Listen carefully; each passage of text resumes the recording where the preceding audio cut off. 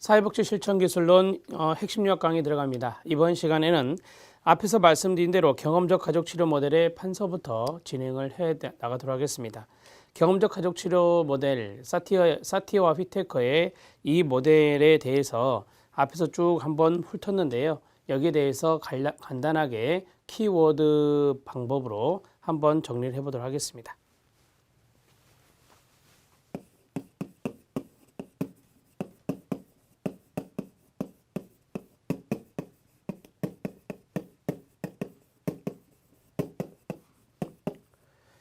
자, 경험적 가족치료 모델입니다. 넘버링을 보면 6번이라고 되어 있습니다. 6번이라고 되어 있는데 그냥 여러분들이 순서대로 잘 써가셨으면 번호를 매기시고요. 저는 이렇게 체킹하겠습니다. 자, 경험적 가족치료 모델의 대표적인 학자는 사티어 정도 기억하시면 됩니다. 자, 경험적 가족치료에서 중요한 포인트를 좀 잡으면 이 경험이라는 것은 가족의 새로운 경험, 이걸 강조한다라고 할 수 있고요. 그 다음에 두 번째는 이 가족의 새로운 경험을 강조하면서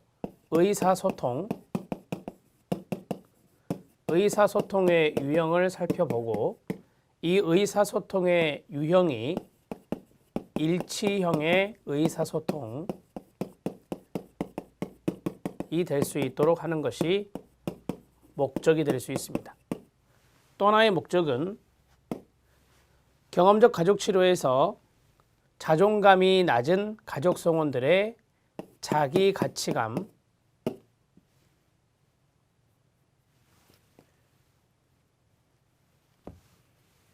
셀프워스라고 하는 자기 가치감의 향상, 이것도 하나의 목적이 될 수 있습니다. 치료 기법은 뒤에 나오는데 치료 기법들을 간단하게 말씀드리면 기법은 가족 조각이 가장 중요하죠. 자, 그리고 역할극, 패밀리 드로잉이라는 가족 그림이란 것도 있습니다. 신체 접촉하기, 허그, 그 다음에 유머 사용하기 이런 것도 있지만 가족 조각이 가장 중요한 기법 중에 하나다. 이렇게 정리하시면 되겠습니다. 자, 경험적 가족 치료에서 교재에 나와 있던 대로 빙산 탐색이라는 게 있었습니다. 빙산 탐색은 여기 쓰겠습니다. 자, 빙산 탐색. 이 빙산 탐색에서 해수면 위쪽에 있는 것이 바로 행동이 되겠습니다. 이거를 1차 수준이라 하고, 자, 암기법대로 하면은 정, 지, 대, 열, 그 다음에 맨 아래에 자가 있습니다. 자, 행정지대 열자가 암기법인데 행, 정, 지, 대, 열, 자.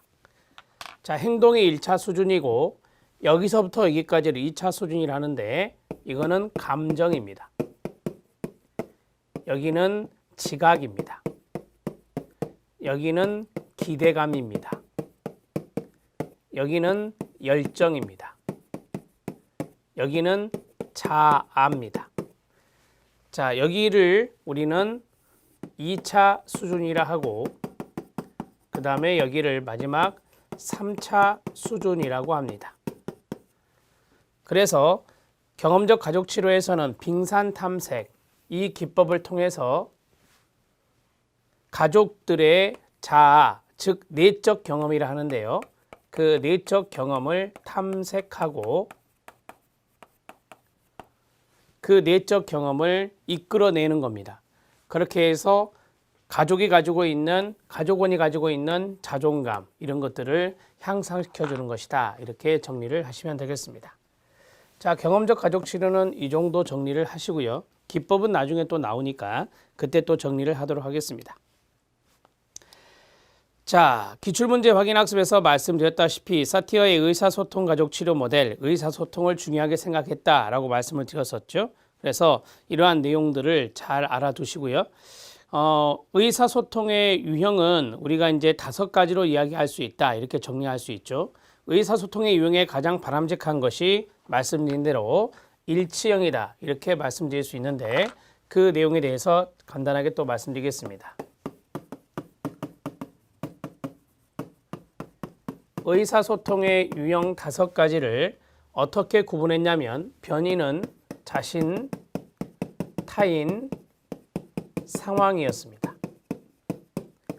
이 3가지의 변인에 따라서 우리가 의사소통 유형을 나눌 수 있는데 자신, 타인, 상황을 세팅하고 그 다음에 맨 위에가 일치형,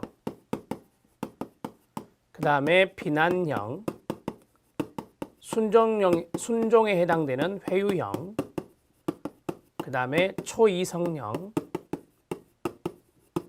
이거를 일명 계산형이라고도 합니다.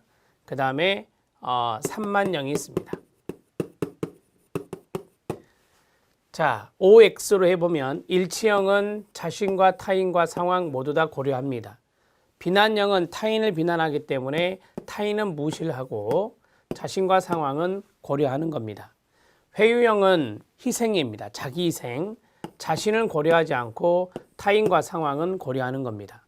초이성형은 상황만 고려하는 겁니다. 객관적이고 논리적이고 이성적이기 때문에 인간적인 요소를 무시하고 객관적인 상황만 고려합니다.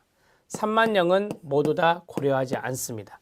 이렇게 해서 간단하게 보시면 되겠습니다. 의사소통의 유형도 중요한 부분이니까 정리를 해 주시면 되겠습니다. 자, 여기에서 초이성형이 있었죠. 초이성형은 객관적이다, 계산적이다,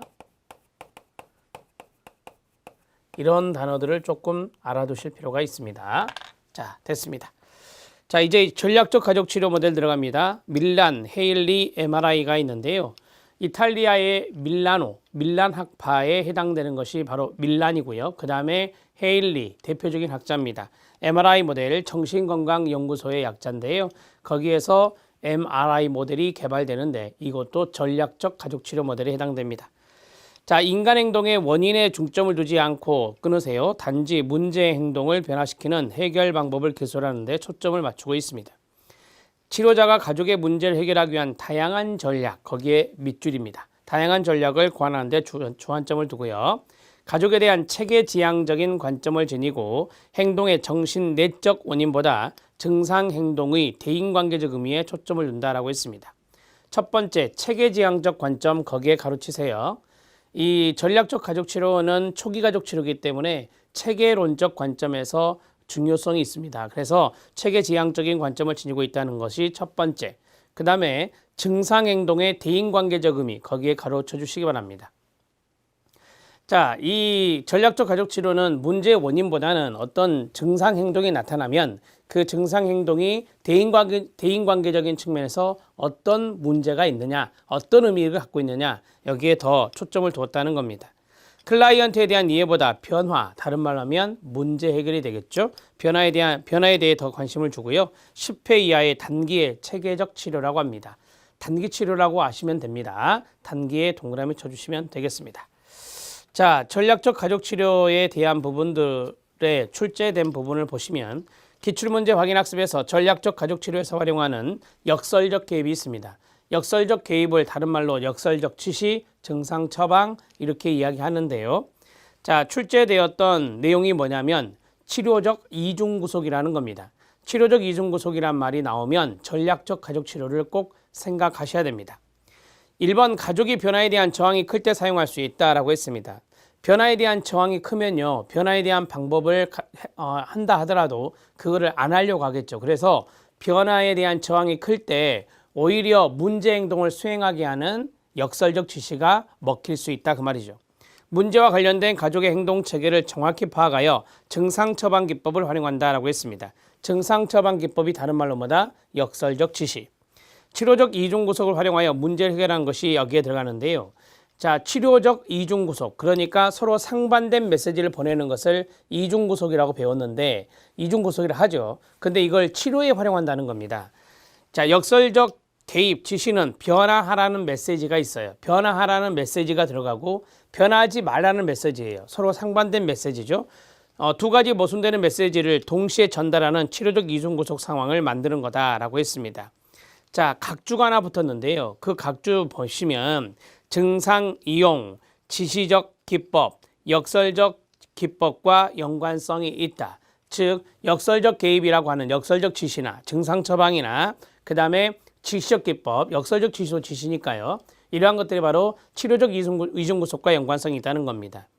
만약 치료자가 변하지 말라고 지시한 것을 자, 변하지 마라. 오히려 문제 행동을 수행해라라고 하는 게 역설적 지시라고 했으니까 변하지 말라라고 지시한 것을 만약에 가족들이 충실히 따랐다.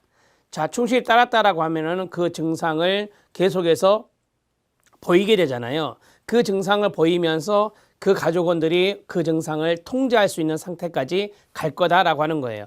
그래서 클라이언트, 즉 가족은 이미 증상을 통제할 수 있게 되는 것이며 만약에 치료자가 지시를 변하지 말라라고 지시를 했는데 그 지시를 따르지 않았어요. 따르지 않으면 그 증상이 나타나지 않게 되는 거잖아요. 증상 행동을 보이는 것이 뭐예요? 역설적 지시라고 그랬잖아요. 따라서 이러한 것들을 따르지 않을 때는 역설적 지시를 했는데도 불구하고 따르지 않을 때는 그 증상을 포기한 거예요. 그렇기 때문에 치료의 효과가 있을 수 있다라고 하는 것이죠. 이것이 바로 치료적 이중구속이다. 이렇게 말하는 겁니다. 자, 기출문제 확인 학습에서 나왔던 내용까지 전략적 가족 치료인데요. 간단하게 이것도 판사하겠습니다.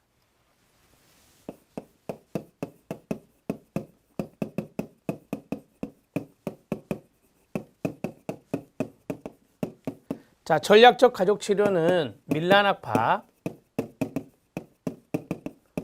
그리고 헤일리 이 정도 아시면 될 것 같고요.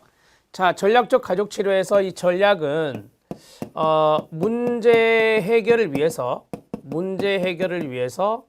다양한 전략을 고안한다.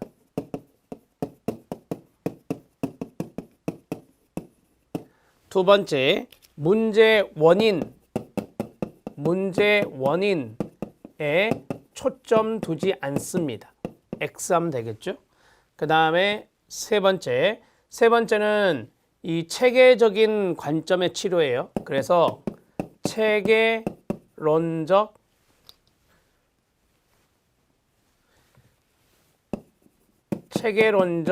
관점에 치중하고 그 다음에 증상행동의 대인관계적 의미, 증상행동의 대인관계적 의미에 초점을 둔다. 이렇게 정리를 하시면 됩니다.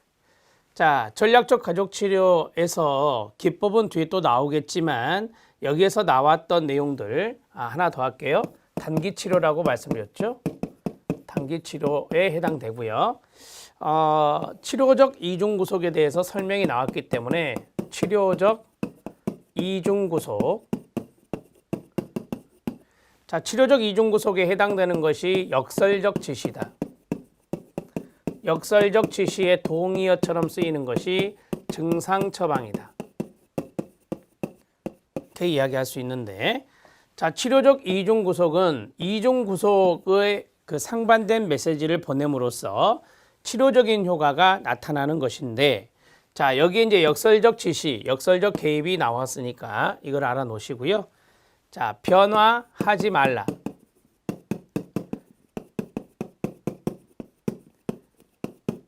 변화하지 말라라고 이제 지시를 합니다.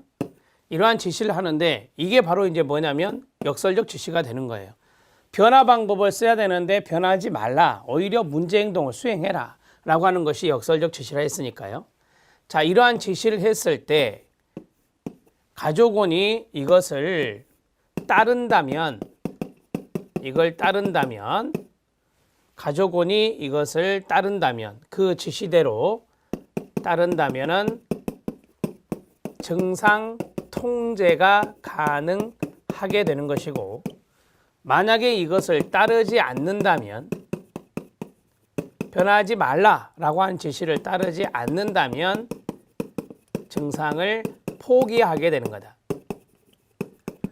그래서 치료적인 효과가 나타날 수 있다. 이렇게 정리하시면 됩니다. 그래서 우리가 이것을 치료적 이중구속이다. 이렇게 이야기하는 거죠. 이 치료적 이중구속은 상당히 이제 중요도가 높아졌습니다. 그래서 알아두셔야 됩니다.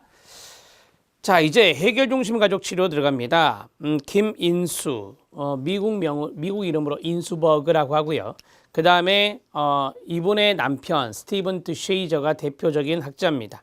해결 중심 가족 치료 모델은 기본 가정은 인간과 문제를 변화 가능한 것으로 바라보며, 쉽게 말씀드리면 변화 가능하다, 변화는 불가피하다, 이 말입니다. 치료자와 클라이언트의 관계는 협동적 동료 관계가 됩니다. 해결 중심 가족 치료의 규칙을 보면 되게 3원칙이라고 하거든요. 효과가 있으면 그걸 좀 더 하고, 효과가 없으면 다른 방법을 쓰고, 그 다음에 어떤 것이 기능을 하고 있다면 굳이 고치지 마라. 이런 것들이 바로 중요 3원칙이라고 합니다.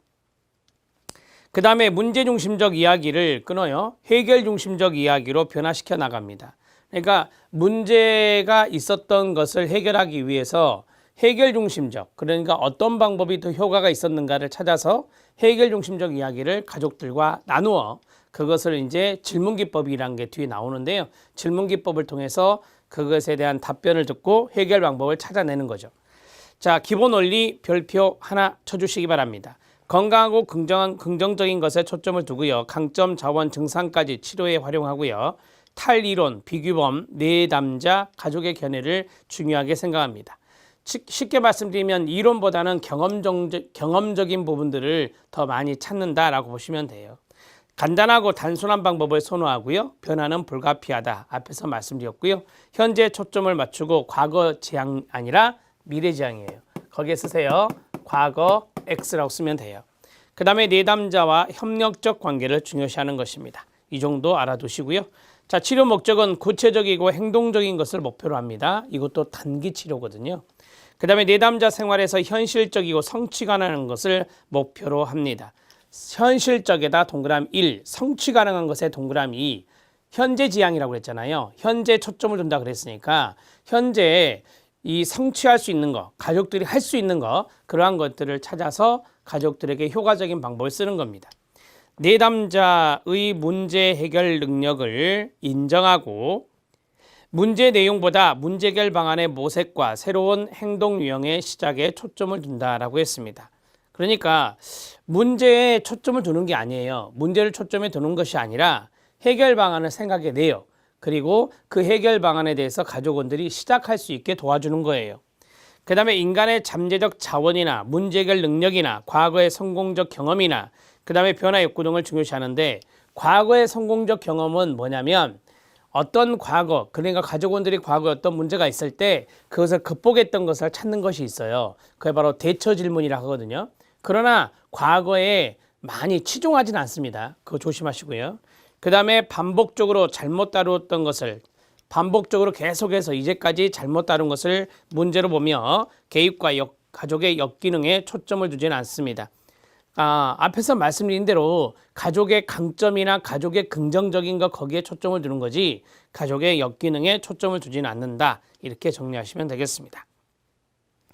자, 밑에 기출문제 확인 학습이 있는데요. 해결 중심 모델에서 메시지 작성과 전달이 있습니다. 자, 메시지의 목적 보겠습니다. 클라이언트로 하여금, 여기서 클라이언트는 가족이라고 생각하면 돼요. 클라이언트로 하여금 잘 구성된 목표를 설정하도록 돕습니다. 우리가 앞에서 현실적이고 성취 가능한, 달성 가능한 목표라고 했어요.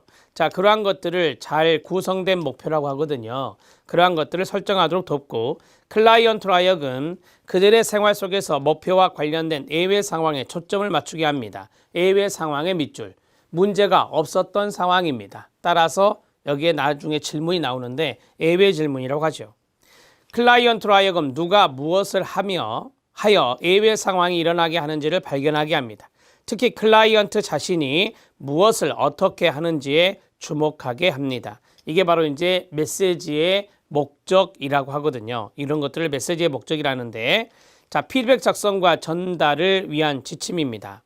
자, 밑에 보시면 각주가 하나 있는데요. 최종선을 찾는다라고 했어요. 최종선, 느낌은 좀 아시겠죠? 최종선이란 다양한 클라이언트 유형에 따라 가장 보편적으로 적용될 수 있도록 개발된 가장 기본적인 형태의 일반적인 메시지, 이것을 최종선이라고 합니다. 자, 우리가 보편적으로 적용될 수 있는 거, 보편적으로 적용될 수 있도록 개발된 가장 기본적인 형태의 일반적인 메시지, 그게 바로 최종선인데, 그러한 것들을 먼저 찾고 클라이언트, 사회복지사, 관계유형. 자, 관계유형이 여러 가지 관계유형이 있다고 그래요. 뭐 방문형이 있고 불만형이 있어요. 그 다음에 고객형이 있고 그러는데, 어찌됐든 그러한 관계 유형, 그 다음에 목표가 잘 구성된 정도, 예외의 존재 여부와 유형을 사정하여 과제를 만들어 갑니다. 자, 최종선이 불명확할 때는 가장 안전하거나 확실한 선택을 하고요.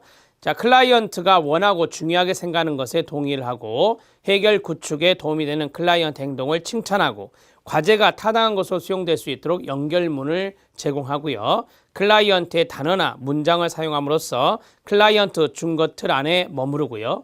피드백 전달을 단순하고 분명하게 해요. 앞에서 말씀드렸잖아요. 단순하고 간단한 거, 이런 걸 선호한다 했어요.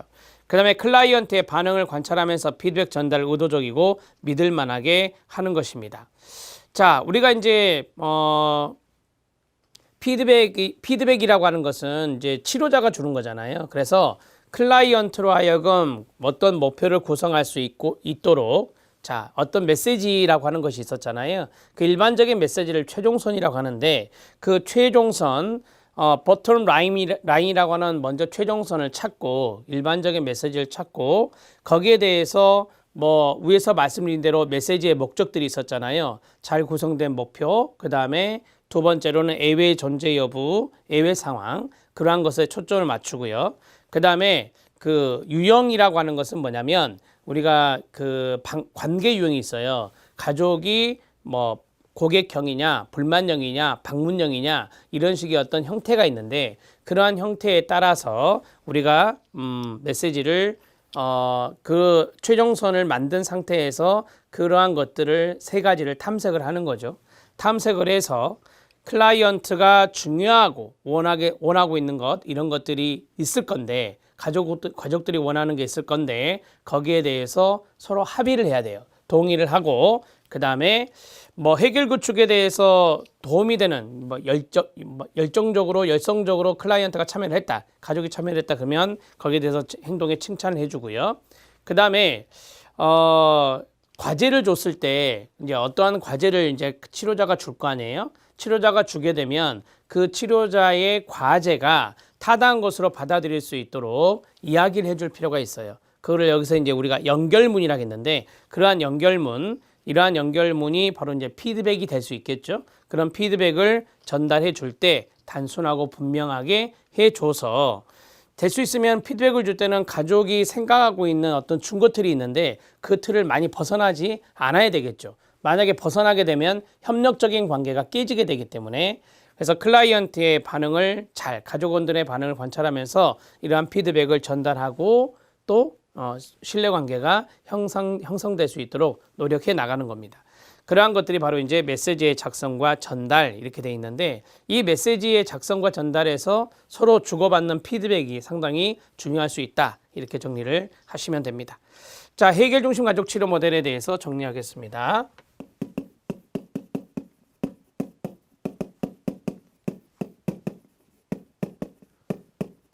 자, 해결 중심 가족 치료는 김인수,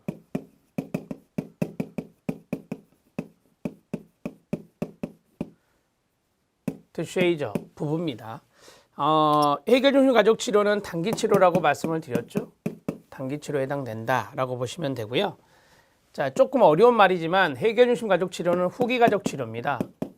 후기 가족 치료에 해당되고, 그 다음에 2차 사이버네틱스와 연관성이 있습니다. 2차 사이버네틱스와 연관성이 있다. 우리가 보통 사이버네틱스를 피드백 활류고리라고 많이 이야기를 하는데요. 여기에서 가족의 주관적인 견해, 객관적인 것보다는 주관적인 견해, 이런 것들을 중시하는 겁니다. 자, 해결 중심 가족 치료에 키워드 들어가면 첫 번째 장점, 그 다음에 탈이론적, 비규범적, 그 다음에 현재와 미래 지향,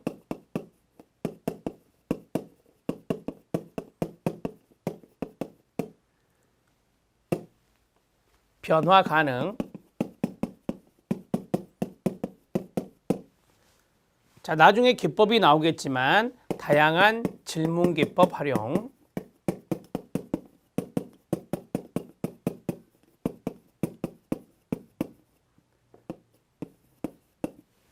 다양한 질문 기법을 활용하고요. 해결 중심 가족 치료는 말 그대로 문제 해결에 주안점을 둔다라고 했었잖아요. 문제 원인보다 문제 해결에 주안점을 둔다.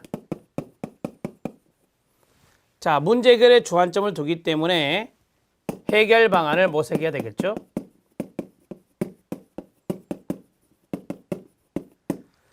자, 그리고 가족원들이 그 문제 해결을 위한 행동을 시작해야 됩니다.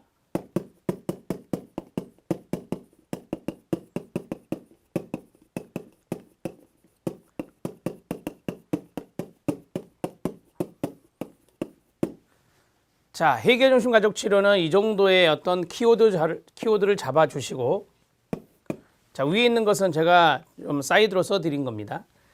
해결 중심 가족 치료에서 메시지 작성과 전달이 있다. 자, 이 메시지 작성과 전달에서 첫 번째는 메시지의 목적이 있었죠. 메시지의 목적의 첫 번째는 잘 구성된 목표를 설정하고요. 자, 클라이언트 중심으로 가는 거예요. 클라이언트로 하여금, 가족으로 하여금 잘 구성된 목표가 설정될 수 있도록 도와줘야 돼요. 치료자가. 그 다음에 예외 상황을 탐색하고요.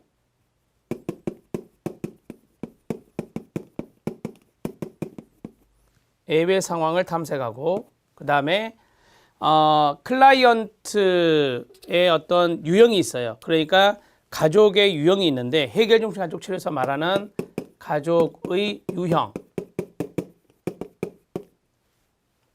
방문형이냐, 불만형이냐, 고객형이냐, 유형을 탐색을 해야 됩니다. 자, 이러한 것들을 잘 고려해서 여러 가지의 내용들을 고려를 해서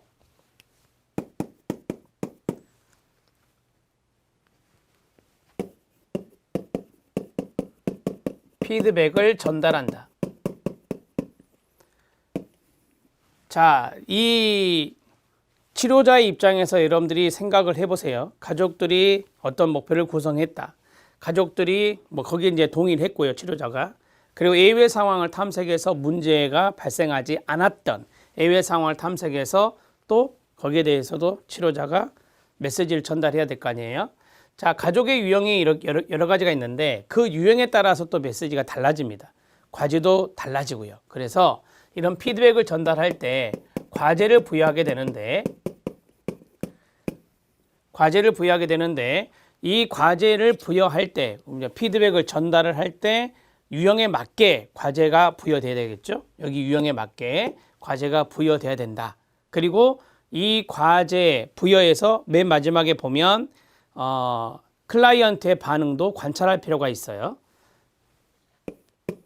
가족이라고 할게요. 저는 가족의 반응 관찰하고, 자, 과제를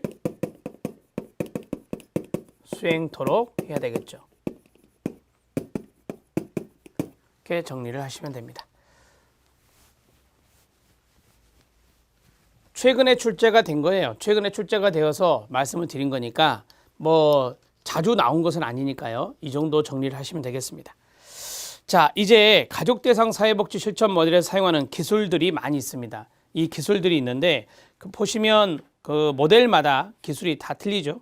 구조적 가족 치료, 실현, 합류하기, 긴장 고조시키기, 과제 부여, 경계 만들기, 역기능적 균형 깨뜨리기가 있습니다. 경험적 가족 치료는 가족 조각, 가족 그림, 역할극이 있고요. 그 다음에 해결 중심 가족 치료는 질문 기법이 많다라고 말씀드렸잖아요. 관계성 질문, 대처 질문, 예외 질문, 기적 질문, 치료 면담 전의 변화에 대한 질문, 척도 질문, 악몽 질문.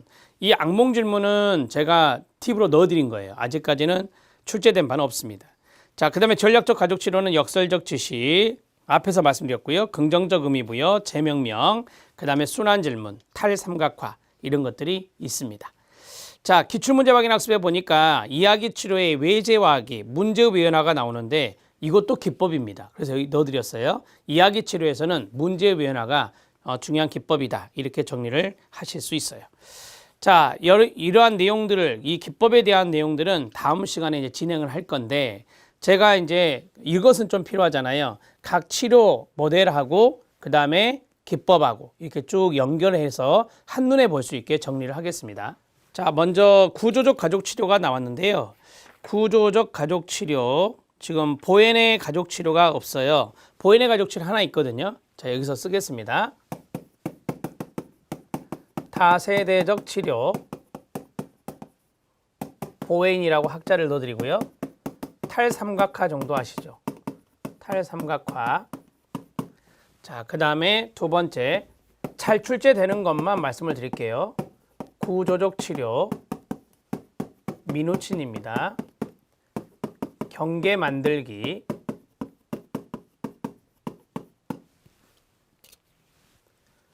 합류하기,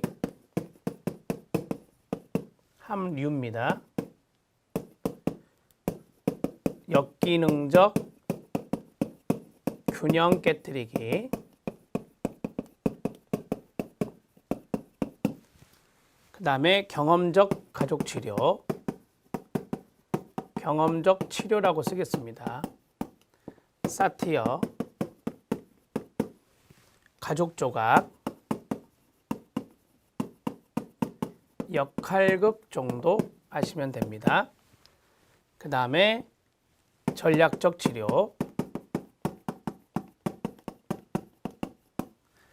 전략적 치료는 헤일리 정도 쓰겠습니다.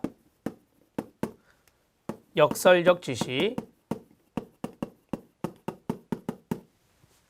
역설적 지시의 동의어는 증상 처방,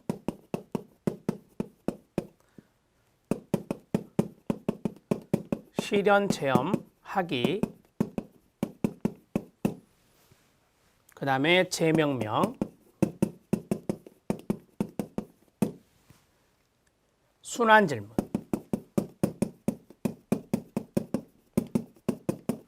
자, 질문 하나 있어요, 여기.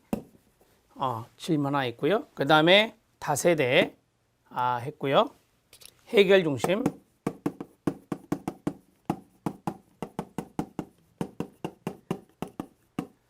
해결 중심 치료는 질문 기법이 많다 그랬죠. 대처, 기적, 예외, 척도, 악몽,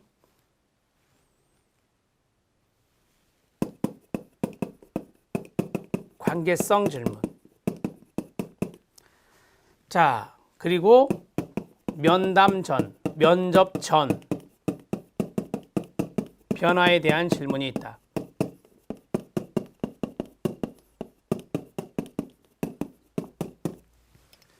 대처 질문입니다. 기적 질문, 예외 질문, 척도 질문, 악몽 질문, 관계성 질문. 면접 전 변화에 대한 질문이다. 순환 질문은 전략적 치료고요. 그 다음에 마지막 이야기 치료, 문제의 외연화입니다. 문제의 외연화, 문제의 외제화라고도 합니다. 이렇게 해서 하나, 둘, 셋, 넷, 다섯, 여섯 가지의 모델. 여기에 학자가 빠졌네요. 이 해결 중심 치료는 누구죠? 김인수. 그 다음에 이야기 치료는 화이트입니다. 여러분들이 적절하게 넣어주세요. 자, 이렇게 해서 5가지의 치료 모델과 학자 들어갔고요. 그 다음에 오른쪽에 기법들, 중요 기법들이 들어가 있습니다. 대개 이제 우리가 출제가 될 때 이렇게 모델이나 학자가 나오고요. 그 다음에 오른쪽에 이렇게 큰 틀에서 옳지 않은 것, 연결이 옳은 것, 이런 식으로 출제되기 때문에 이것이 또 중요도가 있어요. 그래서 먼저 이거를 해드렸습니다. 자, 다음 시간에는 여기 나와 있는 것들을 조목조목 하나씩 교재를 통해서 보도록 하겠습니다. 다음 시간에 뵙겠습니다. 수고하셨습니다.